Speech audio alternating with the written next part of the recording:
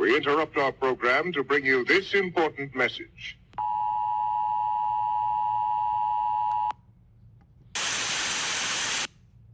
I'm back.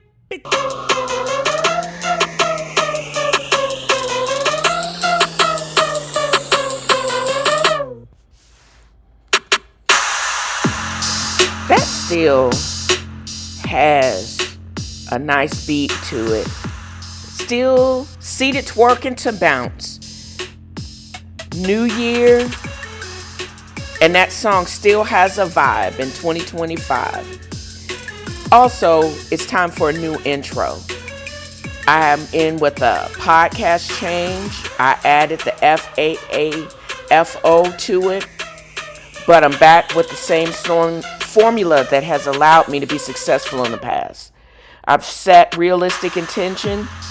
I plan on being present and following through, but I still intend to remain petty and hold grudges. Not all intentions need to be positive.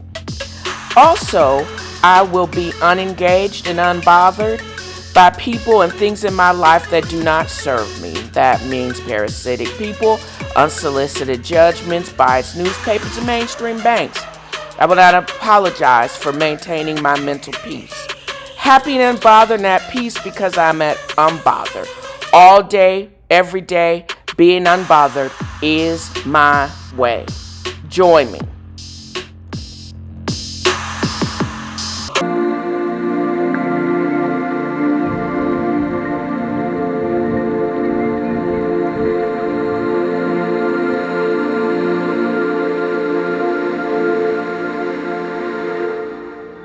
It's going to start thundering on the day or the time that I need to record, but so be it. I don't know who needs to hear this, but I would like to start this podcast off with an intention. My intention is to always be thankful in any point in my life. Because you want to know why? Ask me why.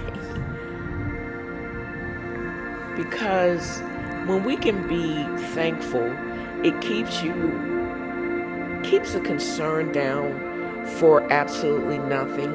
And it keeps arrogance away because you know just as fast as you can be thankful, there are so many things that could happen to remove your hope and your thankfulness. And it also relieves spiritual constipation, y'all, because blessings will flow easier when you are thankful, when you just let things be and be in the moment. Oh, don't get it twisted. I still and will always be petty.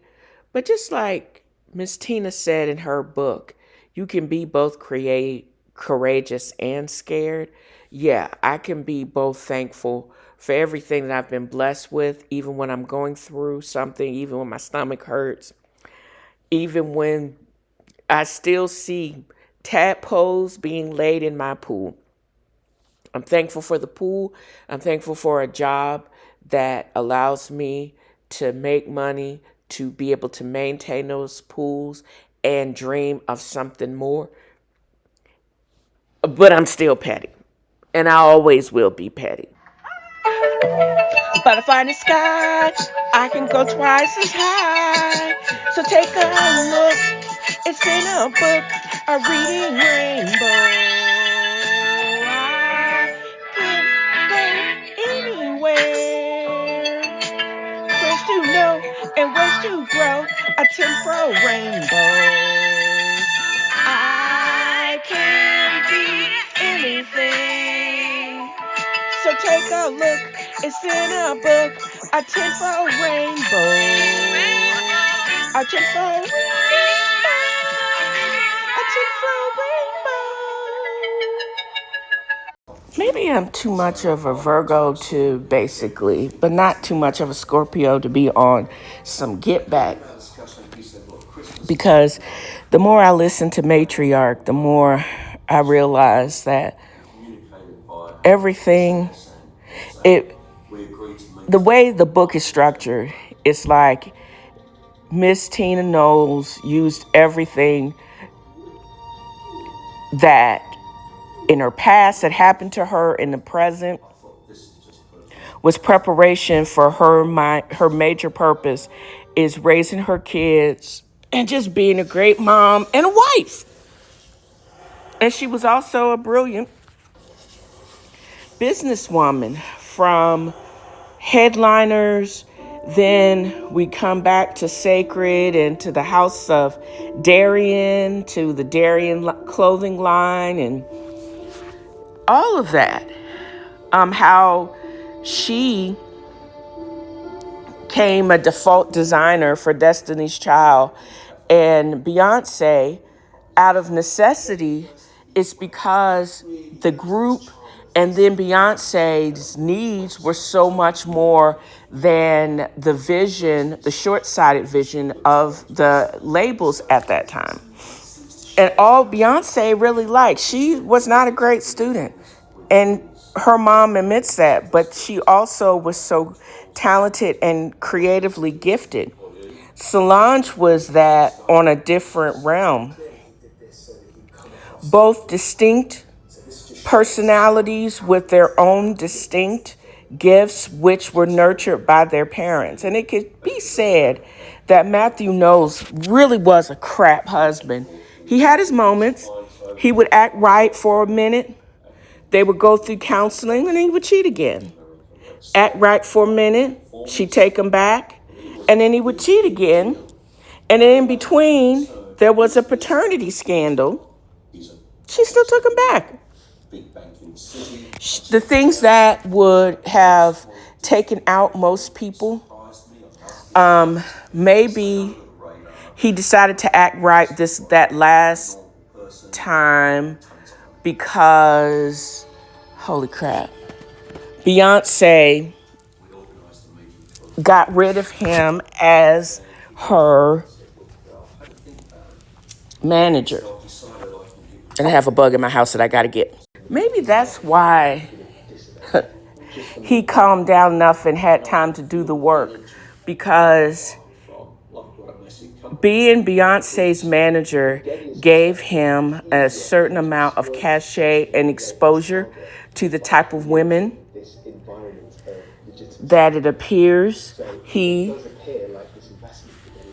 would be attracted to and he could charm.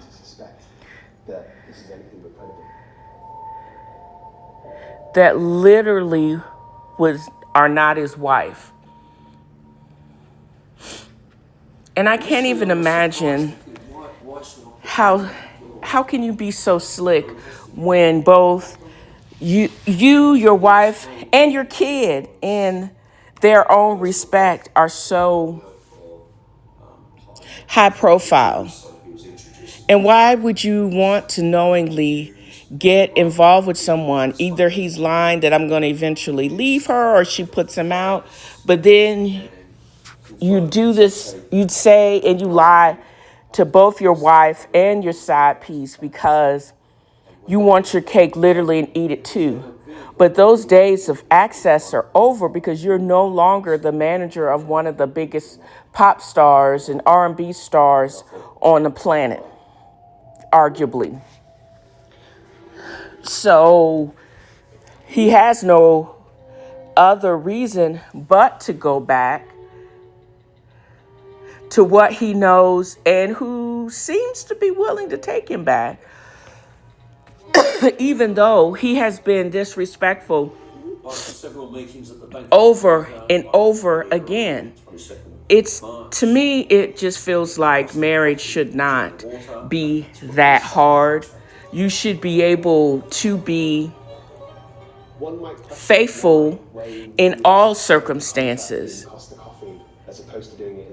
And I get why Solange reacted the way she did to Jay-Z, because her mother, I did have doubts about it. Over and over again, he would get found out. They would go through this process. Almost she would have to rebuild every single time she would try to leave. And then she would end up taking him back. Why go through all that drama if you're going to eventually take him back? Except for this last time, I don't know what prevented her from taking him back this last time. They get divorced. She gets with somebody else who basically is just a different, darker version of Matthew Knowles. And I think she divorces him too. I wonder if she talks about her marriage to this other dude, or we're going to see this in a part 2. I've said it in a while. This is a very long and thick book. I'm only up to the second part. After both Solange has a child, gets married and divorced, Beyonce gets married to Jay-Z, and then she takes over leadership of her own brand and going forward. And I think it's just wild, her perspective on it. From her almost losing her leg and having to go through this massive skin graft after she spills hot grease on her leg frying fish. It's just that she has so many things that would take out the ordinary person, and she comes back time and time again, and she has lived to tell us all about it, which I'm actually grateful for. One of the things I'm going to be focusing on this week as I enjoy my PTO is basically resetting and also setting an intention for balance and to recharge while I'm completely signed off and not engaged from work. Sometimes work at home becomes a home just where you just work. But if I'm going to do other things, I'm going to put up little more pieces of Big Bacon at Buc-ee's and just taste testing all the different snacks and see what they have to offer, and just being in the moment more and realizing what does recharging look like. And also hopefully listening to the last like 10 more chapters of Matriarch before I move on to, I didn't realize that Marla Gibbs from 227 and the Jeffersons fame, also her book has dropped, and I'm sure there is a life well lived. After like 94 years, she has a lot to say, and I'm interested in reading it. So there you go.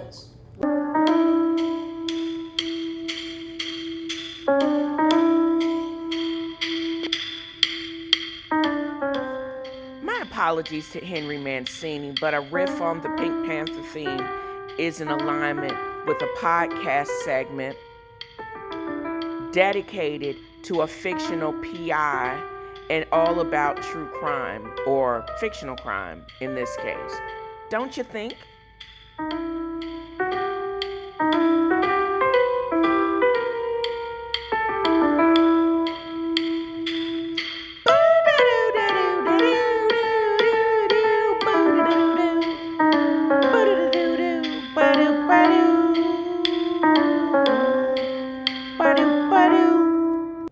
I have gone from Inspector Gadget to the Pink Panther to investigating or researching how I can maximize my money. And I found out several things.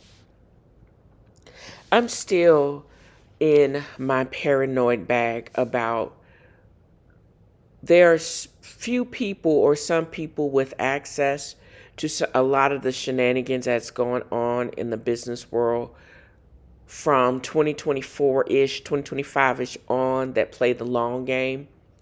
And the more people are getting millions and millions in ill-gotten gains, somebody with the use of AI is plotting to bring all of them down.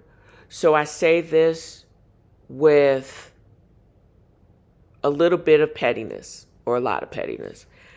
Watch your back. You can't feign ignorance when you legit is breaking the law. And if you're doing it as some type of dare, not only are you going to be charged with breaking the law as it stands, but they're also going to have a grab bag. So if you help somebody, think you help somebody, or you have made all this money, now you're going to get penalties for breaking the law, but then there's going to be a grab bag where they're going to take all of your ill-gotten gains. So I say with that, just stack your money, but stack it legally. But what is the thing that keeps us from being able to stack our cash? Debt is the parasite of generational wealth, or just wealth in general. Credit card debt is a monkey with a bad weave. Why use personal loans to pay off or pay down credit card debt, then you run it back up? That is so stupid. You just increasing your debt.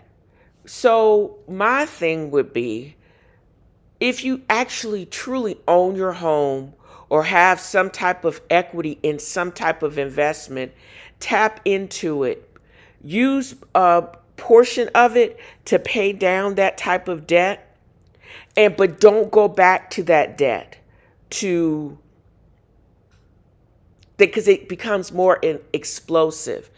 Paying down parasitic or just really high interest credit cards and these types of loan as fast as you can, and then work on, if you are going to take a personal loan, what can you do and what kind of savings can you actually get from putting some of that money up in some type of qualified high interest bond or high interest saving account that you actually have access to, just in case something pop off. You can't live in a 95-year-old house and not something just basically fall or break. There's maintenance and there's improvements that'll actually increase. Also just add to the equity of that home. I also just don't want to ever be on this continuous hamster wheel of debt. My goal is to be debt free, and not just okay, but also wealthy. Not just well off, but had that money where you really don't, it's great to have a job and to have just, you can have that dependable income every couple of weeks. But at the same time, what if your money actually is your income? What if you could actually take a swim in the mornings and then just research other ways to make money? That, and also just keep continuing to increase the principal, and that principal is how you continue to get your money. Starting here, making sure, credit card, I guess, is a bald-headed hoe with just getting on my nerves, but you really have to really figure out what are your true expenses. Your mortgage, utilities, car notes, and also just really realizing that to start off with, what is, how much what I actually need, and being able to save that for 6 months and getting that 6 months of principal to make money for you. And then being able to continue to build upon that principle. I don't know who needs to hear this, but it's really hard to work really hard and you save up your money when you only in some type of savings account and inflation eats away at that. When these fools and their tariffs are basically prices of just eggs and milk, if you're not lactose intolerant, are just exponential. We've already cut off trade talks with Canada. They're right across the border. What is the fallout of that? Higher energy prices, high prices on everything from cedar planter to vegetables, to everything comes out of our great northern neighbor. And they can wait because they know what time it is. And they also are maybe just awaiting somebody finally putting that food in the White House, in jail. But I can only dream. This is what I would gather to you. We have to work at getting away from the crushing debt that basically zaps us of our energy and of our wealth. We've got to find a way to not only have 6 months of savings, but get that savings working for us. So we're getting a return on this principle that can actually support and that can actually be our income. So if the day will come with a padlock wherever we all are employed, we can still have our income secured. And why not? Also, the dollar, they're really trying to trash the value of the dollar. We actually have to have other vehicles to protect our overall worth and still make money. I mean, people worry about AI, and there's a Chicken Little sense of disaster that they talk about almost every week where I work. But at the same time, I really do believe there are companies like OLO, and there are companies like CoreWeave that are going to be and Carriage Services, which actually does all the funeral services, etc., that we may not all be as wealthy as Warren Buffett's 94-year-old butt, but at the same time, there is room for us and people like us, retail investors, that can secure our wealth, and it's actually okay to actually have that level of wealth. Make your money and have your money continue to work for you. We got to get off this hamster wheel of debt. That's why I've actually embedded in this podcast notes one of the type of investments that I believe that has the type of earnings quotient in certain things that you basically should look for as far as what type of stock has the potential to return the greatest amount of return so you can actually increase your wealth. There's no sense of actually holding on to any investment and you're actually losing money. You should actually look to other ways. And this is just my suggestion. I am not a stockbroker, and you can take whatever I say in this podcast with a grain of salt. You're going to have to do your own due diligence to really realize what I'm talking about as far as earnings quotient and certain things that are legal that shouldn't be legal. How basically people can basically make their earnings look better than they actually are because they have alternate means that they don't all follow formally accepted ways of earnings reporting on a great level. This is an age where people are inflating their earnings to look good on paper, but in actuality, there are other things that you actually have to look for that makes some companies that are basically truly are themselves drowning in debt, and that something can come along and just basically knock down their house of cards.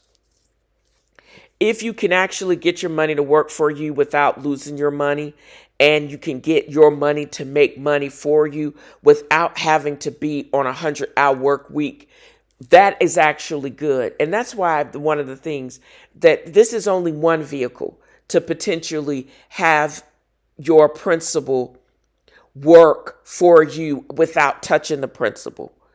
Some guarantee, some greater returns as much as possible. Because the day is going to come where you may not have your job. So how are you going to make your money? If you have actually savings and you have optimized diversification and you actually have multiple streams of income, how great you will be, and you won't actually have to always be scared that you lose your job.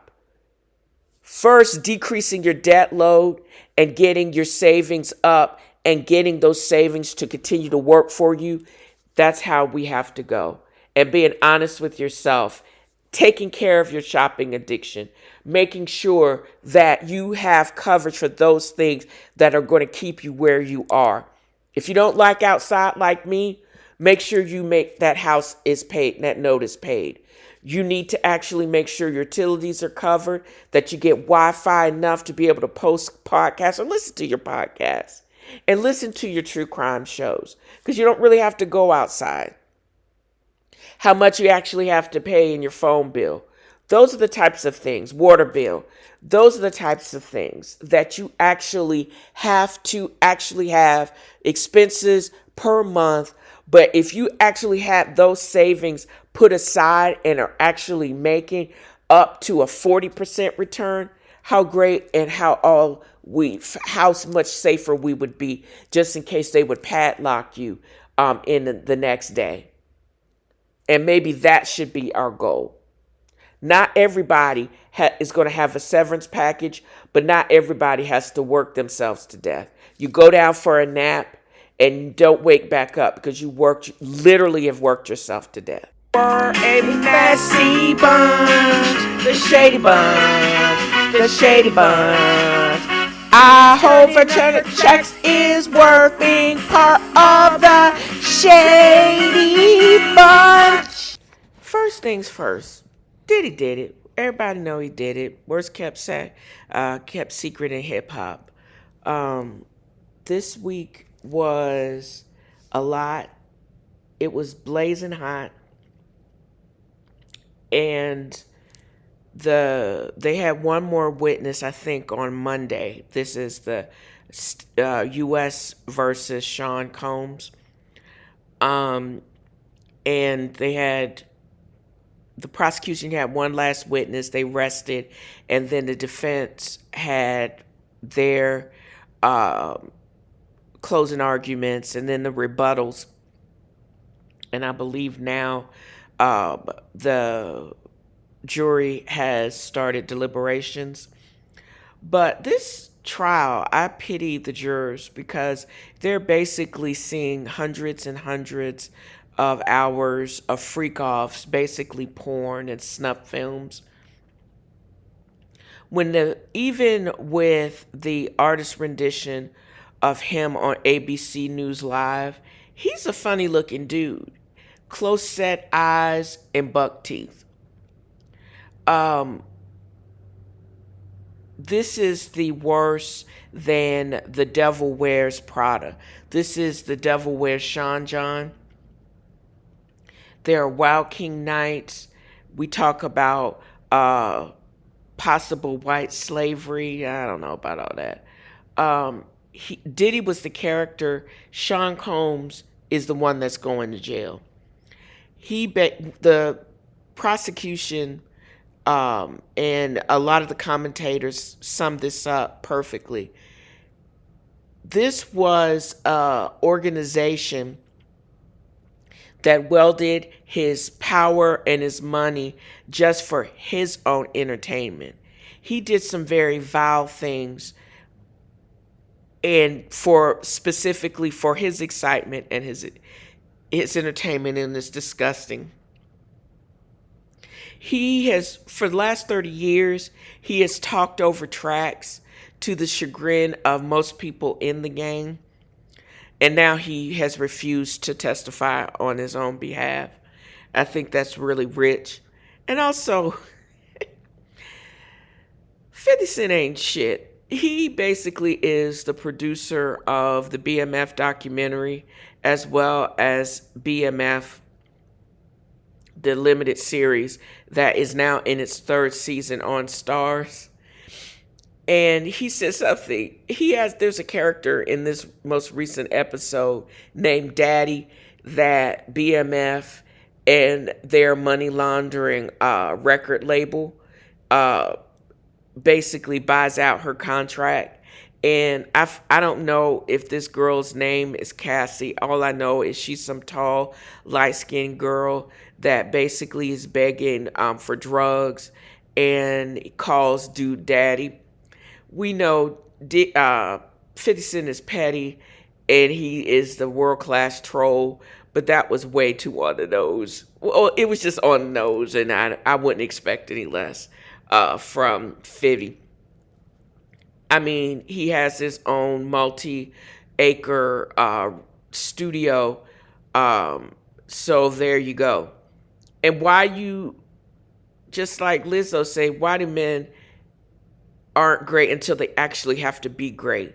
He basically could have just been powerful, not talked over tracks. He did not have to be brutal.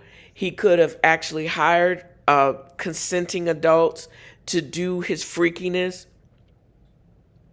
and all of us could have been kept out of the group chat. He didn't have to be brutal. He didn't have to be cruel. He just could have been and still have been successful, wildly successful, but not with all this other illegal activity, not drugs, drug restraints, not truly restraint, not beating somebody down.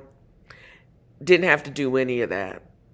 His brutality is what he's going to be remembered for. That is his legacy. When it only was rumored, nobody had the proof. Now we actually have the proof in technicolor and great detail, and ain't nobody got time for that. This has also been a very busy day as far as Real Housewives land in Bravo in general. The trailer for the reunion has dropped, as well as the Lerwks. I can say with 100% certainty, I'm glad I did not record. Last week, I waited until this week to record, but I'm going to comment on the looks just as a comment for the previous week, since I just did a re-recording of or just a republishing of a previously awesome performing episode. I'm probably going to be down to 3, maybe 4, but this month is 4 because there's 5 weeks in the month of June. But I plan on just keeping it to about 3 truly new ones, figuring out which from the previous months have performed better, and then just republishing those. But in comments of the looks, I'm going to start with Shamia because her look actually is growing on me. The more I get on comments and I take a look at it for myself, I like the way she's a beautiful, beautiful chocolate skinned woman. Her hair is fantastic. Her face is fantastic. And her custom made gown is so on point. It looks like they've taken the assignment of gold, and she is dripped from head to toe in gold. Gold infused material. She looks like a sunflower. She's absolutely gorgeous. But are we going to just skip by the fact that Portia Williams called Phaedra instead of her supposed best friend to tell her that her cousin passed away? Maybe she thought the funeral director, maybe that's what it is. Maybe she thought the funeral director would be able to break the news better. And that's what she needed. She needed strength. She didn't need someone that was actually going to maybe fall apart. Maybe that's smart, but I just thought it was interesting that Shamia had no idea about what was coming. And it seems like she was genuinely caught off guard by the announcement of Phaedra. But I'm wondering how she actually took care of it when the cameras went down and how that went, because I just think it's odd that she maybe, and also maybe Portia did it that way because she knows Shamia's gone through her own stuff and have her own issues, and she just didn't want to burden her anymore. I just thought it was weird that you say this is truly your best friend, but it's what type of friendship that y'all have where that loss, that someone that you were at one point very close to, and that she also has shared experiences with your cousin because y'all were as close as sisters. So it's very interesting, and I find it odd that she didn't call Shamia or just let her know or had her sister call her or something like that. Maybe she just didn't want, Shamia was supposed to rep both of them, and she was not going to let that announcement because maybe Shamia would have dropped everything just to be to her side, and she just didn't want anything to come and get in the way of Shamia getting her bag, even though Shamia may not need it like that. But I don't know. I'm interested in finding out if they address it.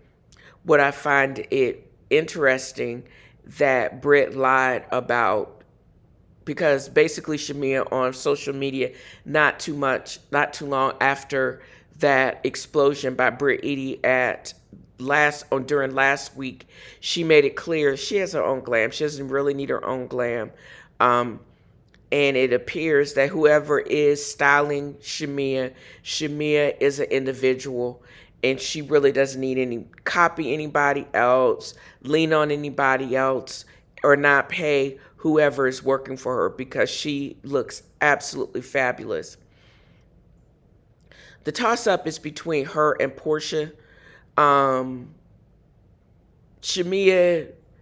I don't know if they're tied, but I'm thinking Portia may be close second. I don't know. All I know is Shamia looks amazing as far as her first time as a full-time housewife look. I'm also going to mention here too is her and Kelly Farrell, another first-time housewife, organized a cast trip as first year and being full-time housewife. I think what they did was amazing. They chose a great location. The amenities in Granada were amazing. Jab Jab was boss. The food looked amazing. And they seemed to be drunk as hell the whole time, and they seemed like they had a true vibe. I'm okay without them having dirty, disgusting drama. I liked how they rallied around Shamia when she got word that her child was sick. Even Britt and her fakeness, it just proved that she definitely did not connect with any of the girls on a deeper level, because she wouldn't have shown her ass at Phaedra's event. But I think for full-time housewife, having a true virtually conflict-free, because they just needed to renew and recharge. They didn't need any further drama.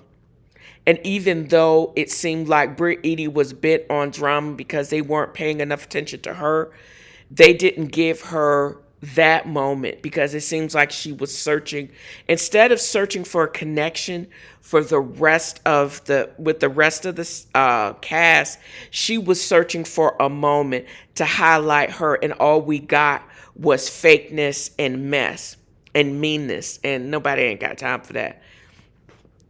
Although I think she probably would have slayed, as we've gotten hints of intermittently throughout the season, for the reunion look. But it was all wasted because she's suing the network, and we know her ass ain't coming back. But they rumoring Nene may come back, so I don't know. And now that I'm mentioning Kelly, I think Kelly's dress was a bit much. I like her beat, her wig, her hair was on point. I love those jeweled nails. But that dress was a ruffle away from being a 1990s prom dress. I think if she had gotten rid of that middle ruffle, I don't know what that is, and shorten it a little bit so we could actually see her great, amazing slippers, her bejeweled slippers, I'm sure. But the dress seemed like it really was wearing her, and it was a bit too much. She had a lot of jewels, had the accessories, but may have been a little bit too much for that dress. The color was beautiful on her. Her beat was flawless. Her hair was beautiful to the point where I was like, who is this? And it was her. And she's not as low as Phaedra was, because Phaedra looked like a wicked nymph fairy. But I think it was down because it was just, the dress was a bit too much. Her and Drew's dress, I believe, was a bit too much. But their faces, their makeup was great. Their hair looked great. I don't know if Drew stopped paying whoever was styling her the entire season, because I wasn't really all that impressed with that cutout gown that she was wearing. Or think herself as a stronger, more powerful woman than ever before? I mean, the character that Angela Bassett played, which is Bernadine Harris, is somebody that is infamously known with the car blow-up scene, with being in the... So now I'm on my way to part 1 of Big Back Shenanigans, and I think you can only do this in a VW electric car. Shout out to Volkswagen ID Buzz, because ID in them is electrifying them. But I'm listening to one of my favorite podcasts, that Reality with the King, and he is interviewing the producer of the electronic version of People's Magazine. Not only am I going to Buc-ee's to get stupid food, but I'm also trying to figure out if Buc-ee's actually has a newsstand. So if they have the paper hard copy of People's Magazine, because Portia Williams actually is taking on the persona of Angela Bassett, and she's killing it. I've seen some of the pictures, in addition to the reunion the reunion gear or styling that has dropped recently ahead of the final episode, the season finale, and then the 3-part reunion trailer. So I'm pretty excited about that. But I'm also excited about how everybody is buzzing about Portia Williams, and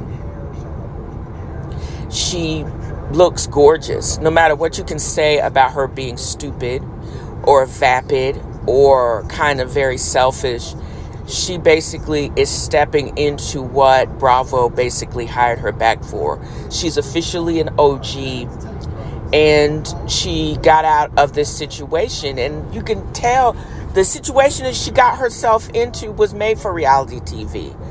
And because Simon was not completely divorced from Fallon, it wasn't even known at the time that they were even having any trouble until she popped up with somebody else's baby. That's Fallon, that is. So when Portia swooped in all of her messiness, she basically was dating another woman's man. And that's why I could see why Kelly was so triggered. But then that was so for her life. And then she went through this whole divorce, and she had to get away from him.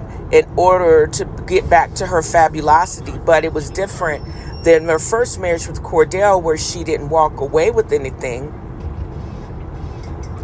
for that very reason. She was naive, but she actually got some sense. And it feels like now, every time we're hearing Simon Gabadia bitch online, he seemed to have thought he may have gotten stupid Portia from 15, 20 years ago. But the Portia, the 40-year-old middle-aged Portia, has lived through something and actually has gotten great legal advice from Randy and them. So all it sounded like now is when you hear him complaining online from Nigeria, because he did get deported and he was a criminal before that. He had overstayed his visa, got deported, came back to the United States under assumed identity. Portia didn't know all that stuff. She's smart, but she didn't know the level of that, or she pretends very well, because I don't think Fallon or any of his other wives knew about his shadiness. So she basically wised up, got rid of him, and now he's mad because he cannot share in any of the wealth that she's about to blow up again. Because she's gone back to the platform that made her a household name. Now, she could have continued to float on her legacy with her grandfather, Hosea Williams, another man. But now Portia basically got her story, getting her bag, and she's keeping it pushing because she's a reality star. She wanted to really, truly just be a housewife and cook for him and be a very good wife. But that was not in the cards. Also, her baby daddy couldn't keep it zipped. She keeps picking these guys that just, one, they can't keep their mouths closed, and two, they can't keep the fly zip. So she's going to just be her own person, live her own life, and twerk her way across the world if she wants to. Because now she is single and ready to mingle. And I don't know if the world is ready for that. I'm ready to see on my armchair, watch it, because I don't think I got that enough wealth to be able to run with them. And plus, I don't have the energy and the knees for it either, girl. Portia is still in her prime, and she's still got the Omega knees. So much ain't me. Maybe I will get the Omega XL that Cynthia Bailey is actually promoting now, but I digress. What I have seen is her face is always beat. I don't care if she and Phaedra, they may share the same glam, but she's tall, she's curvy, she has gotten her boobs redid, Coco and Chanel, and I don't know, she may have lipoed some of that BBL because it looks like it's kind of gone south without retention wear. So she may, or I don't think she's doing squats, but I think she's going to have to get that firmed up too. So I'm here for all of it. And from what I understand, that cover is almost breaking the internet as well as her reunion look. And again, I'm here for it. So I'm going to need PD Boy Thomas to shut the fuck up. I'm going to need any other ex-cons, outsiders, anybody that even remotely looks like they are aligning themselves with whiny ass Simon Gabadia. I'm going to need you to shut the fuck up. There's nothing enlightening about what he is talking about. He is sounding like a bitch that got caught, that got. He's sounding like somebody with sour grapes. It's like somebody outside the club mad that they can't get in. He is who Chris Brown was talking about. He didn't get targeted. He targeted her. This is classic gaslighting because he's trying to flip it around on her, knowing good and hell well he wanted to ride on Portia's coattails, and he got mad because she really just wanted to be a wife. It sounds like to me, what has been presented, that she really was about the life and being a good wife. Because in all factualities, even though that prenup worked into her favor, it gave her some protection. Ultimately, it sounds like the prenup was also to protect and give Simon if he acted right, and he didn't. He got. He is trying to gaslight now, still trying to gaslight her, but he don't have a leg to stand on. The divorce is final. You ain't even in the country, and again, you were here illegally. What basis? And you are from one of the countries that our current president don't like. He don't like you. 1, because you black. 2, because you're a black man. And 3, you from Nigeria. Boy, shut up and stay out this country. And shut up. And P.D. Thomas, shut up. Just shut up. Just go back, sit in your cell and in your car or while you on probation, and just shut up and pay your taxes and run another business into the ground, because you sounding crazy. It's over. And he literally needs, you and Simon Gabadia really need to shut up. I believe for many, many moons that I enjoy listening to and getting inspiration from other podcasts. I don't mind saying that. I enjoy listening to, in particular, again, the Monday Night Lives with Reality with the King, Carlos King. I like, and with Claudia and Dustin, to the point where I'm thinking about going to Dustin's live show in Atlanta at the City Winery, but I digress. It's going to be literally on fire, and it's already on fire now in Atlanta in August, but who knows? I may actually change my mind and just stay downtown or somewhere near the City Winery and check out the show and then drive back like the next day. Because again, I have like almost 2 weeks off. I'm planning on taking a full 2 weeks off because I've never done that. So I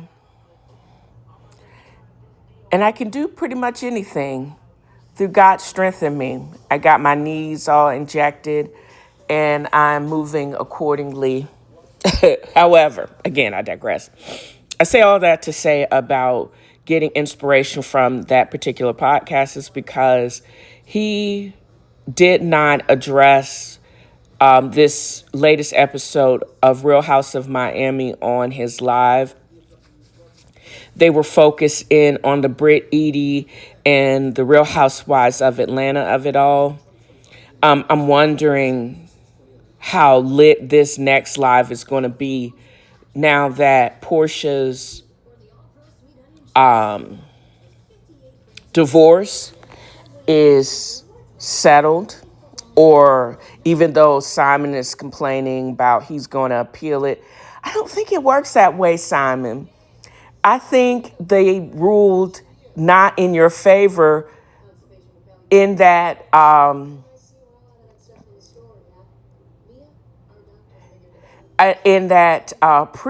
I'm wondering if anybody has a line by line of that prenup, because I suspect that Portia basically lucked in to being protected because Simon was trying to protect himself and she just by chance got protected.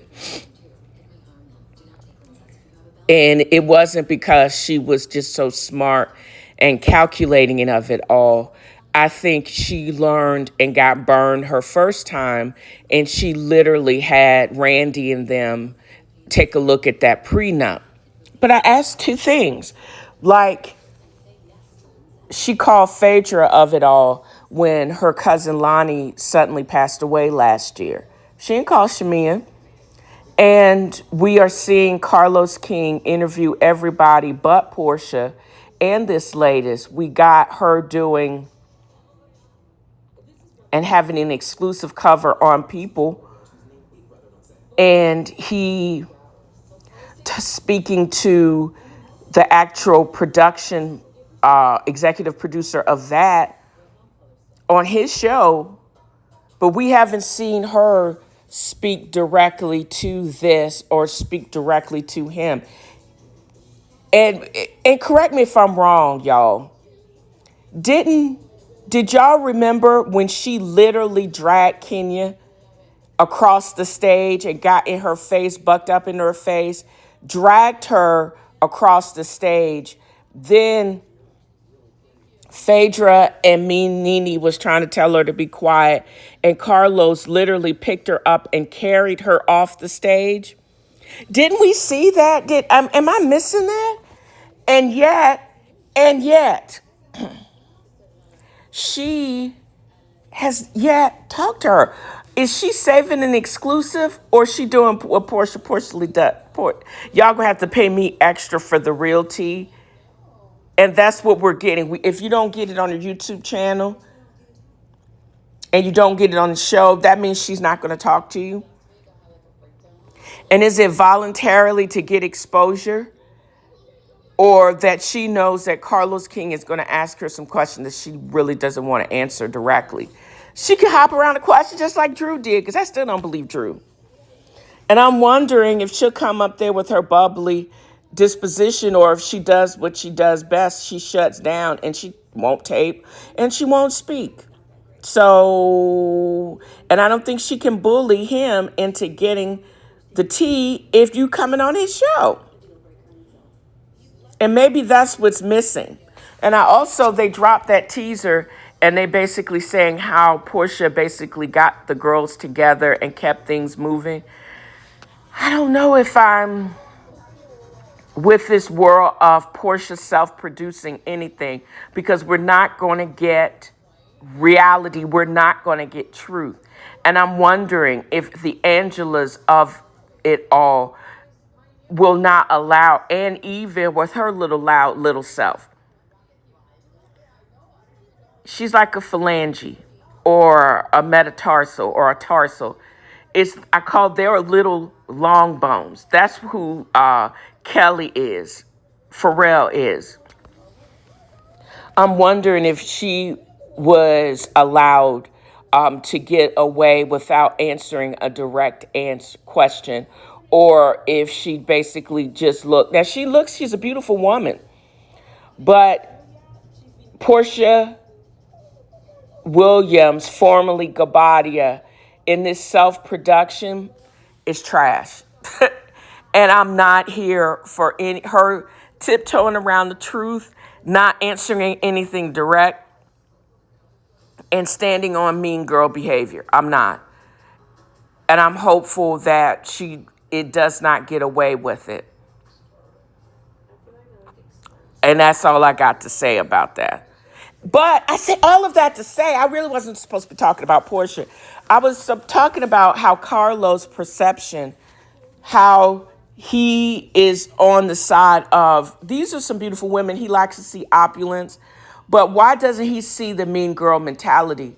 What in the previous attitude and actions of these women on Real Housewives of Miami thinks that you would think that any of these MAGA adjacent hoes like Larsa Pippen and Marisol and her when she's not drunk, even pre-cancer Gertie and Kiki Barth, these women always remind me of being underfed and vapid and not about anything reality and being strong. None of them are that. Why would you expect any of these shallow, vapid women to actually support Gertie and whatever that white lady name is, overreaction, because you didn't want it to be out there that while your wife was getting chemo, you went and got a facelift? Really?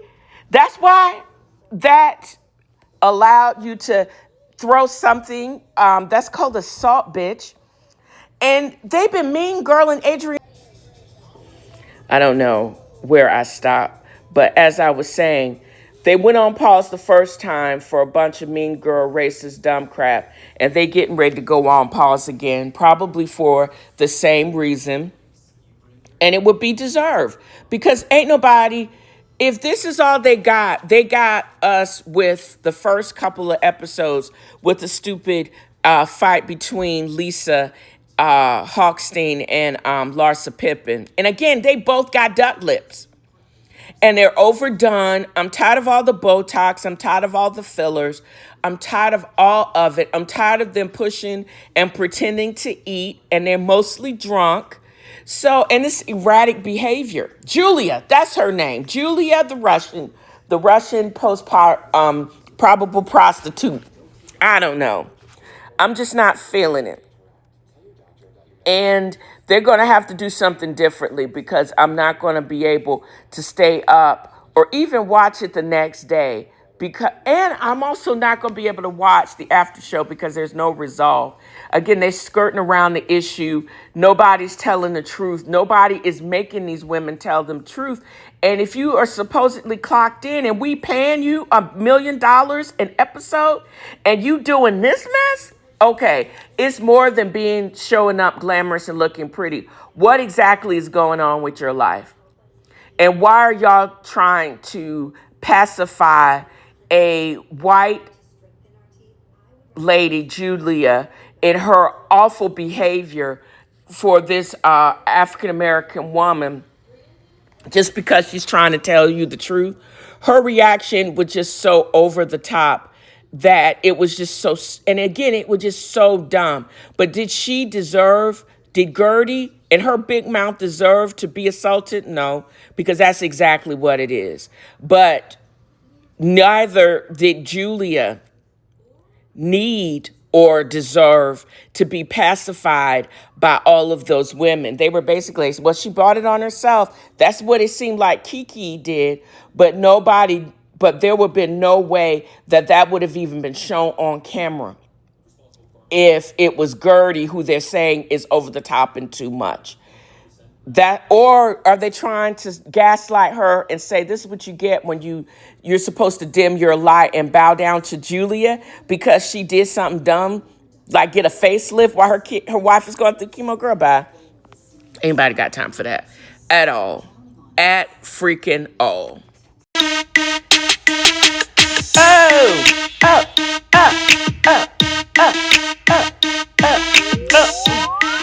You can take the girl out of the hood, but you can't take hood music out the girl. But I'm going to end this with a word, just as I started this podcast. Do or do not do. There is no try. And that's a word from Yoda.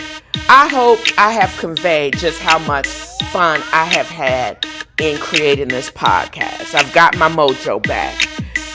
Just set your intention or reset your intention. It could be daily if necessary. Mine is peace. No mental dumping over here. If I'm acting like I'm not listening, I'm probably not. I'm not your therapist. I'm not a therapist. Keep the crazy to yourself, child. You do you and leave me be. The sooner you figure that ish out, the happy you will be. So this is what I want to convey in this podcast. And that wraps another of F.A.A.F.O has a fro. Join me next time as I throw shade and point out the shade and simply have fun. Y'all have a great new year.